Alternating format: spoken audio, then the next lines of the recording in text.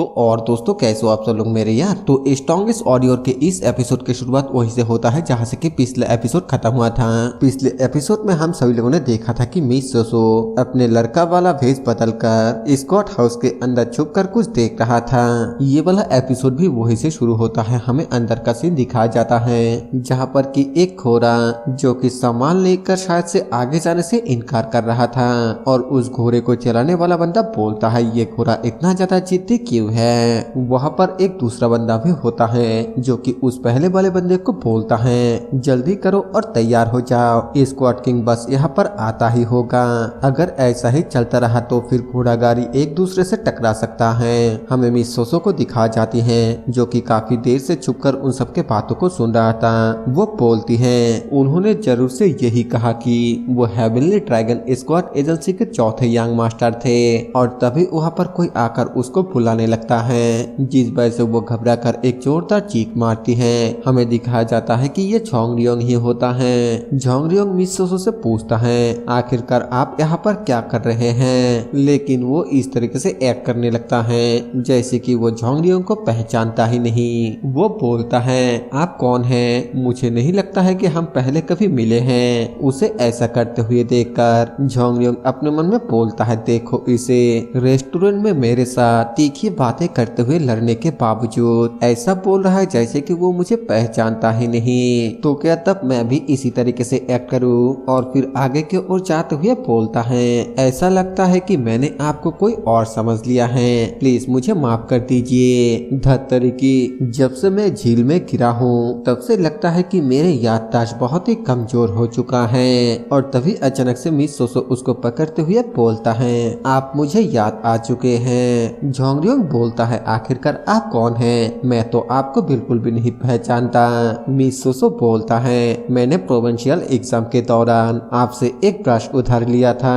झोंगरियोंग बोलता है मुझे भी पहले वही लगा कि आप वही स्कॉलर हैं, लेकिन उस वक्त उसका जो तिल था वो नाक के बाएं ओर था जबकि आपका दाहिनी ओर है। ये सुनकर मिस सोसो हैरान हो जाता है और फिर तुरंत ही पीछे की ओर मुंह घुमाते हुए अपने मन में बोलता है क्या मैंने इसे गलत साइड में लगा दिया है।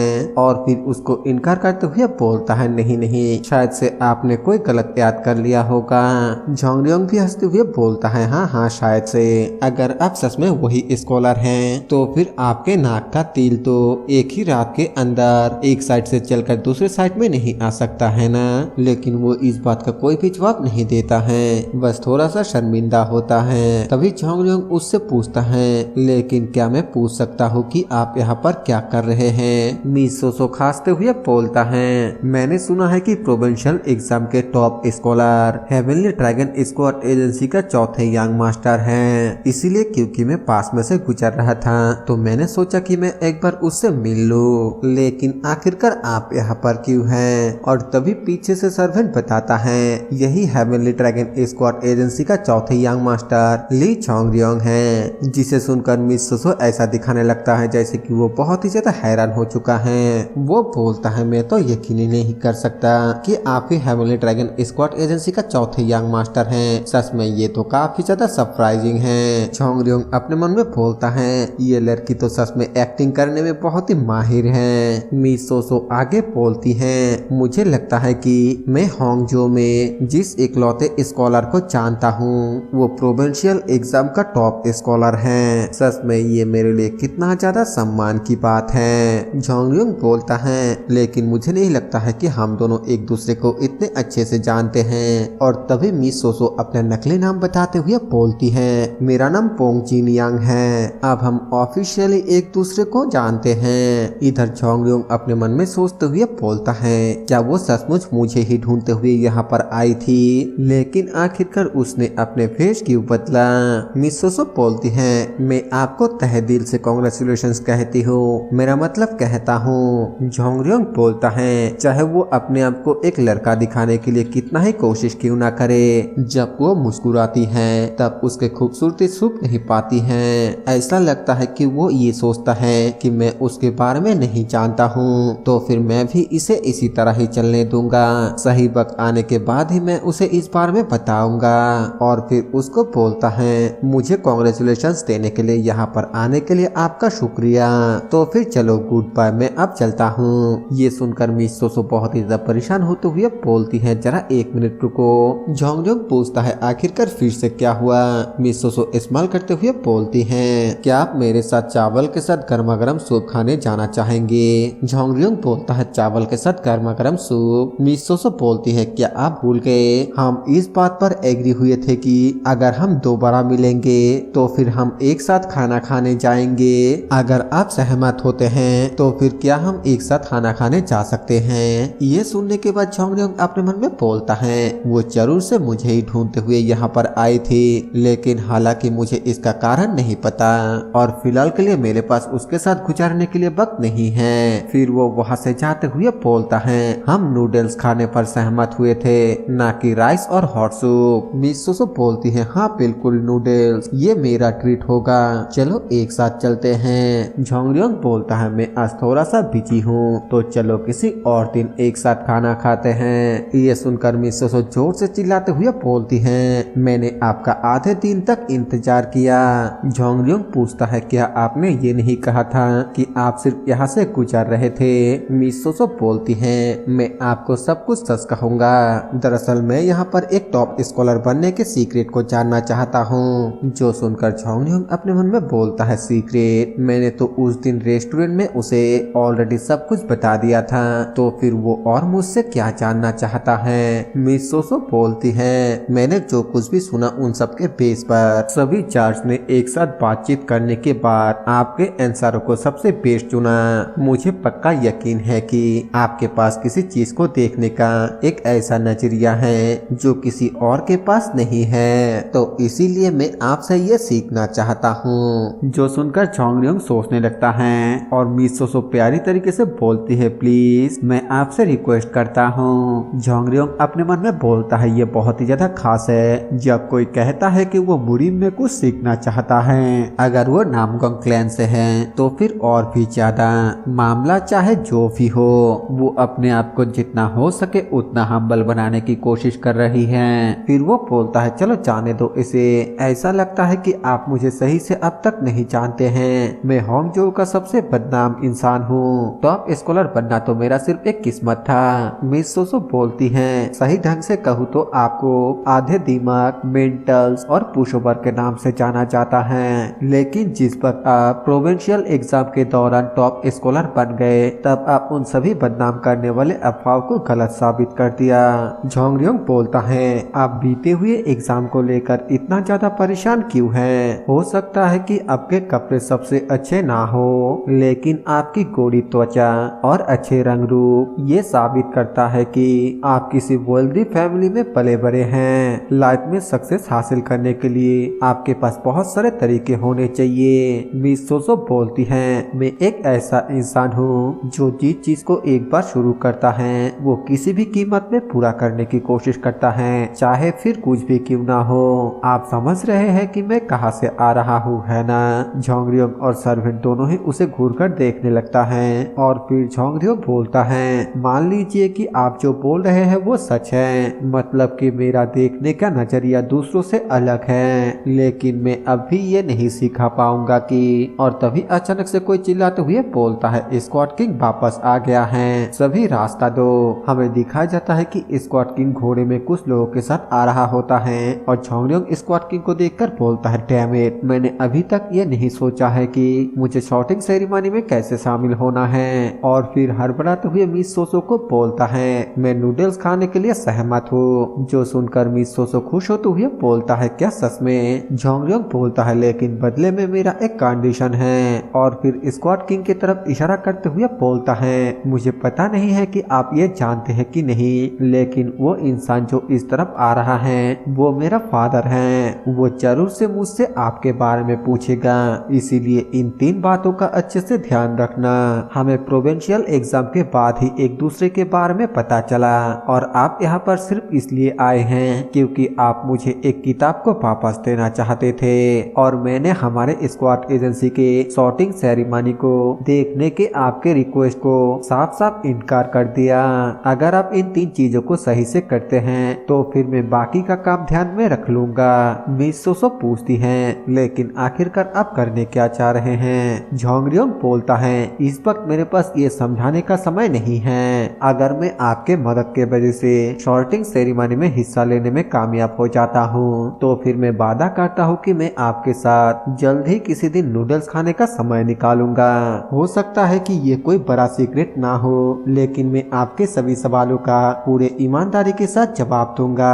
जो सुनने के बाद मिस सोसो बोलती हैं ऐसा लगता है कि आप मुझसे भी कुछ ज्यादा इमरजेंसी सिचुएशन में हैं और इसी वजह से हमारे करंट सिचुएशन बदल जाता है। तो आखिरकार आप हमारे लिए कितने बाउल्स नूडल्स खरीदने वाले हैं? झोंगरियोंग बोलता है 3 लेकिन मिस सोसो बोलती है नहीं 10। ये सुनकर झोंगरियोंग को एक झटका तो लगता है लेकिन वो इस बात के लिए मान जाता है। तभी हमें स्क्वाड किंग को दिखाया जाता है जो कि झोंगरियोंग के कहने के हिसाब से उसके पास आकर उससे पूछता है आखिरकार कौन है वो।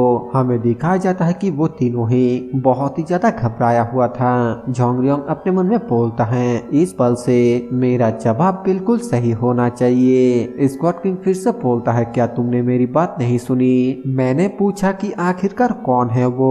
और तभी मिस सोसो स्क्वाड किंग को ग्रीट करते हुए बोलती है मैं होंग झो का एक स्कॉलर हूँ, मेरा नाम पोंग जिनियांग है। मैं यंग मास्टर झोंगरियोंग के साथ मिलकर प्रोविंशियल एग्जाम दिया और उनसे दोस्ती कर लिया।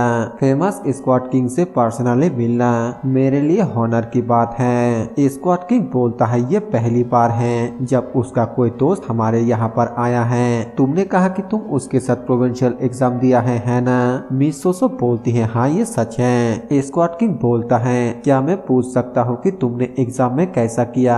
मिस सोसो बोलती है मैं बमुश्किल पास हो पाया।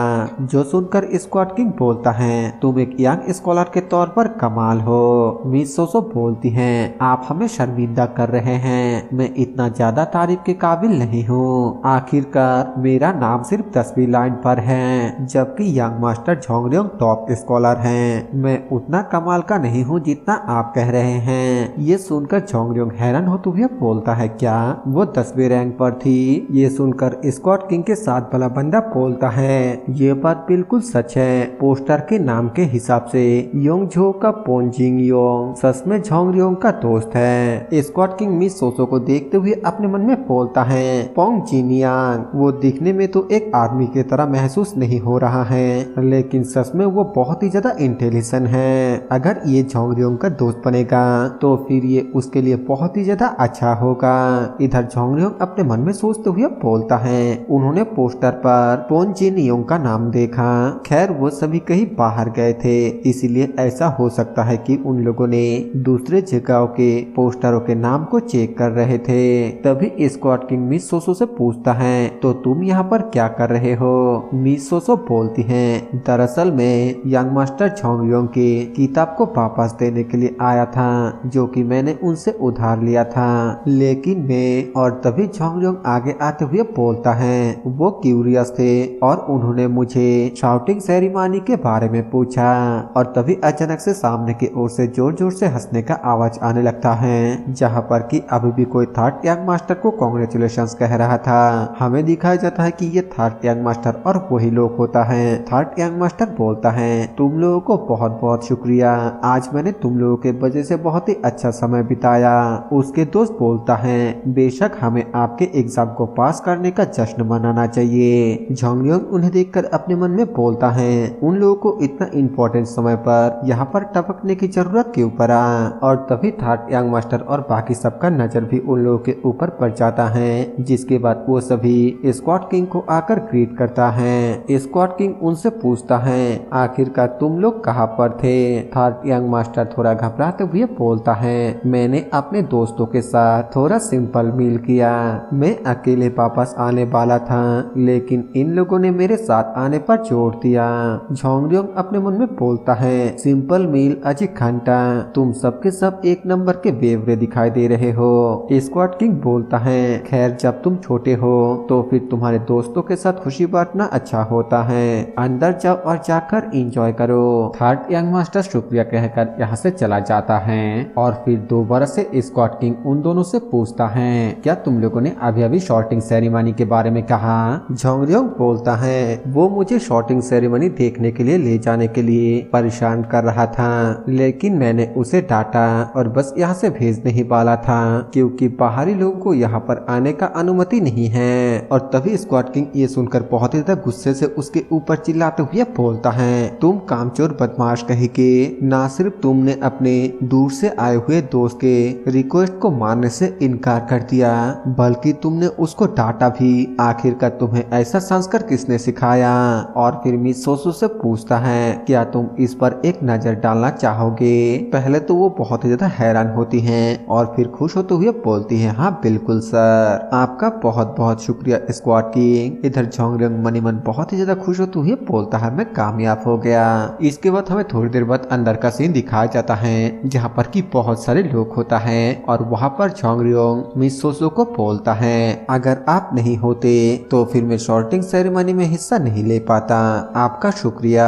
मिस सोसो बोलती है, शुक्रिया कहने की कोई भी जरूरत नहीं है, ऐसा नहीं है कि मैं ये फ्री में कर रहा हूँ। स्क्वाड एजेंसी में क्या होता है इसके बारे में मैंने सिर्फ रूमर में ही सुना है, मुझे तो उम्मीद भी नहीं था कि इतने तरह के रिक्वेस्ट होंगे। झोंगरियोंग बोलता है, हो सकता है कि ये ऐसा ना हो लेकिन आप सिर्फ चीजों को देख सकते हैं, इसे अब बाहरी लोगों को भी दिखाया जा सकता है। उस घोड़ा गाड़ी में नीले झंडे के साथ जो सामान है शिपमेंट मैनेजर के अंडर में सीक्रेटली उसे डिस्ट्रीब्यूट किया जाएगा।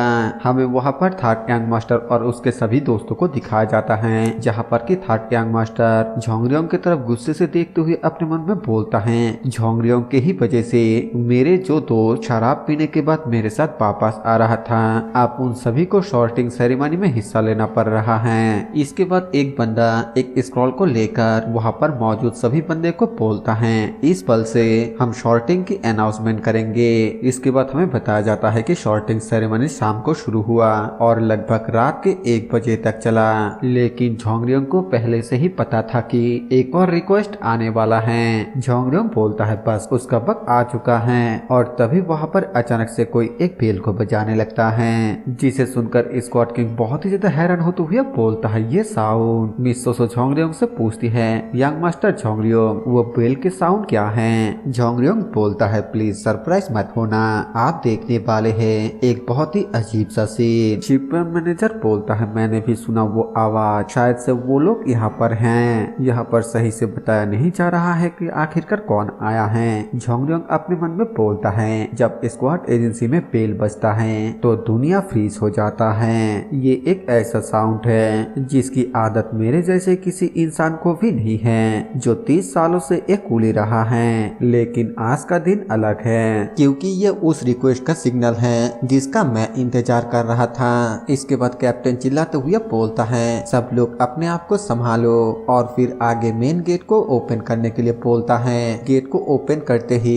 हमें सामने एक ओल्ड मैन को दिखाया जाता है जिसके अंदर से बहुत ही ज्यादा कोल्ड ऑरा निकल रहा था, और फिर हमें उसके पीछे बहुत सारे क्रॉप्स को दिखाया जाता है जिन्हें जियांगशी कहा जाता है। और उन सबको देखकर वहाँ पे मौजूद सभी लोग बहुत ही हैरान हो जाता है। झोंगरियोंग उनके कपड़े को देखते हुए बोलता है, वो जियांगशी के ट्राउजर क्रॉप लगभग सबके सब फटे हुए हैं। मिस सोसो बोलती है, मैं तो इमेजिन भी नहीं कर सकता कि उन्हें यहाँ तक पहुँचने के लिए क्या क्या करना पड़ा है। तभी वो ओल्ड मैन बोलता है, मैं माओ शंगसेट का डिसेबल हूँ। दो होंगियो 5 दिन पहले झेजियांग प्रोविंस के साउथ ईस्ट पर जियांगजी माउंटेन पर एक डीमन के द्वारा 100 से भी ज्यादा सिविलियंस और गवर्नमेंट के सोल्जर को मार दिया गया जो अब भाग रहा है। हालांकि पास में से गुजरते हुए मार्शल आर्टिस्टों ने हालातों को समझा और उस डीमन को मारने की कोशिश की, लेकिन वो भी उसके शिकार बन गए। अब मैं उन्हें उनसे जुड़ा हुआ सेक्टों में वापस ला रहा हूँ उनके साथियों के रिक्वेस्ट करने के वजह से, और इसी वजह से मैं इस स्क्वाड एजेंसी में अच्छे लोगों की मदद लेने के लिए आया हूँ। मैनेजर बोलता है, मैं हेवनली ड्रैगन स्क्वाड एजेंसी का शिपमेंट मैनेजर हूँ सन जीबे। मैं माओशान सेठ के डिसेबल का सम्मान करता हूँ जो स्क्वाड एजेंसी के लिए स्क्वाड एजेंसी में धार्मिक कामों के लिए मदद करते हैं। प्लीज मुझे अच्छे से सब कुछ खुलकर बताइए। ओल्डमैन बोलता है, आपका बहुत बहुत शुक्रिया।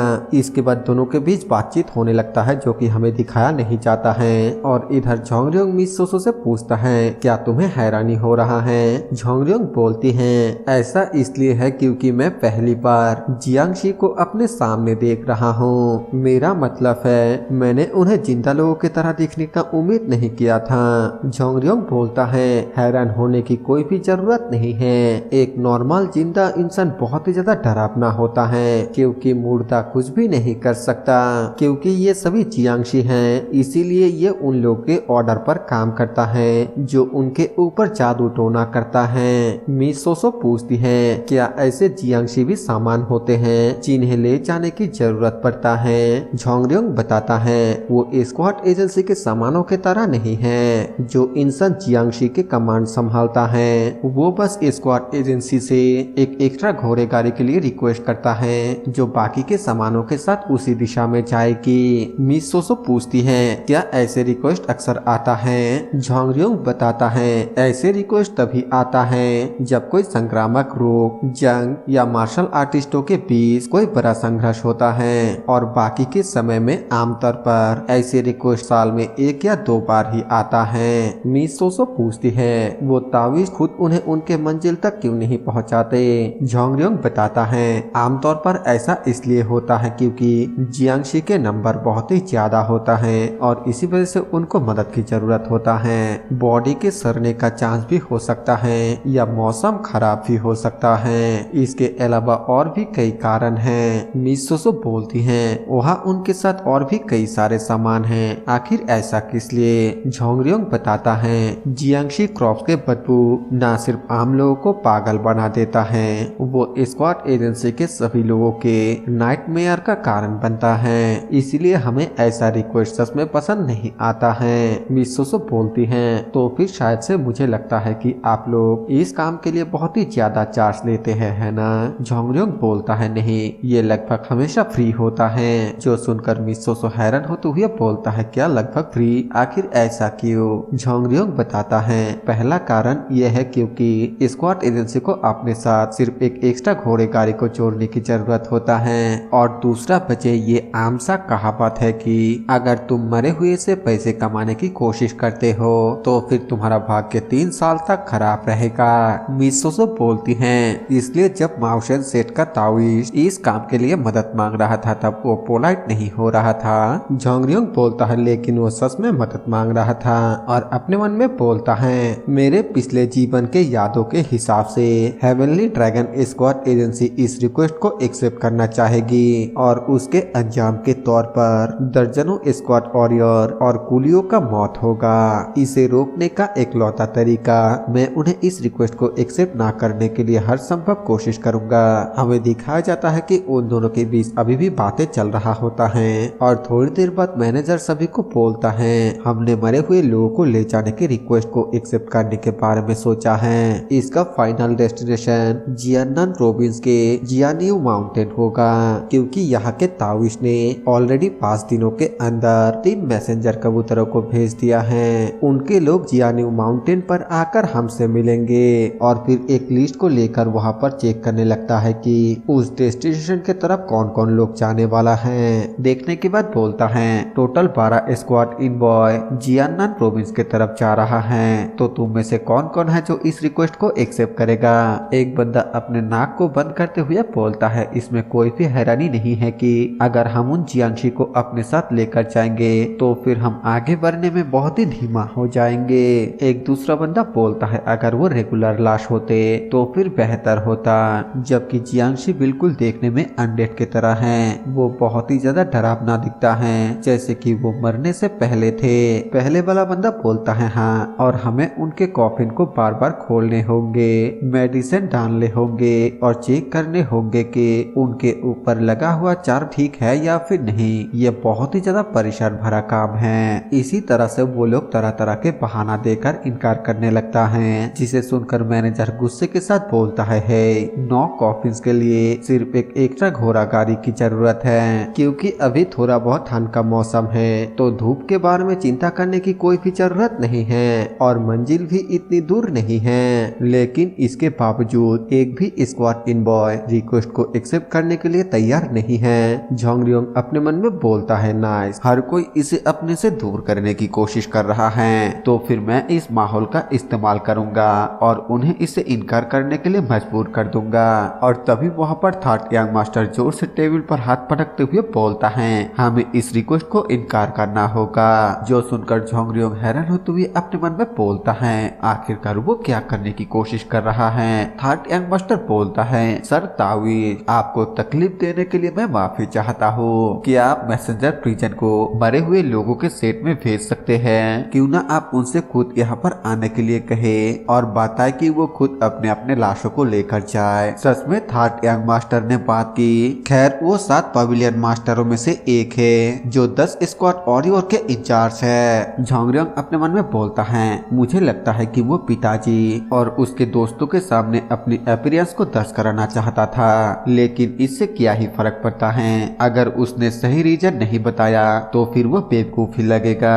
ताविस्ट उसको बोलता है क्या मैं पूछ सकता हूँ कि आप रिक्वेस्ट को क्यों रिजेक्ट कर रहे हैं? थर्ड यंग मास्टर बोलता है सभी मरे हुए लोग मार्शल आर्टिस्ट थे और उनके मरने का वजह मार्शल आर्टिस्टों के बीच के फाइट है। इस वजह से हेवनली ड्रैगन स्क्वाड एजेंसी चिंतित है कि हमें बेवजह ही किसी बड़े मुसीबत में घसीट न लिया जाए। ताविस्ट बोलता है ऐसा लगता है कि यहाँ आपको कुछ गलतफहमी हुआ है। सभी मरे हुए लोगों ने एक डरावना डीमन को रोकने की कोशिश में अपने लाइफ का सैक्रिफाइस किया है। आप ये कहकर सिचुएशन को बहुत ही ज्यादा सिंपल बना रहे हैं कि ये मार्शल आर्टिस्टों के बीच के फाइट था। ये सुनकर थर्ड यंग मास्टर थोड़ा हड़बड़ा जाता है, लेकिन फिर बोलता है इस पॉइंट को सामने रखते हुए कि इतने सारे मार्शल आर्टिस्ट एक पर्सन के साथ फाइट करते हुए मारे गए, मेरा पिछला बयान बिल्कुल भी गलत नहीं है, भले ही वो फिर एक डीमन ही क्यों ना हो। इसके अलावा वहाँ पर क्या हुआ उसके इकलौते सबूत आपके मरे हुए डेड बॉडीज थे।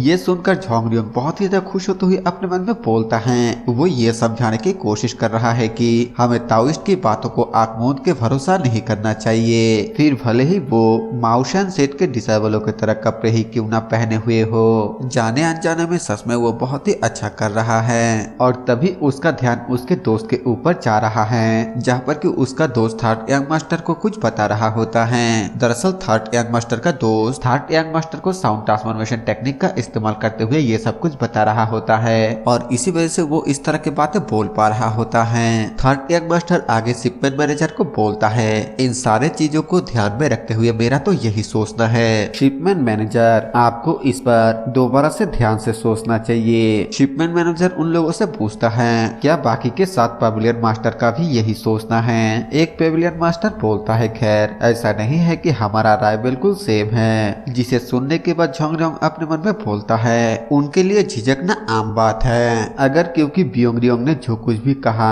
उस बात पर वो लोग एग्री करते हैं तो फिर वो सेमलेस दिखेंगे, लेकिन अगर वो लोग डिसएग्री हैं तो फिर वो लोग इस रिक्वेस्ट को रिफ्यूज करने के तरीके ढूंढेंगे। और तभी मिस सोसो झोंगरियोंग को बोलती हैं क्योंकि कोई भी इसे करना नहीं चाहता है और इससे पैसा भी कमाया नहीं जा सकता है तो फिर क्या इसे रिफ्यूज कर देना ठीक नहीं होगा?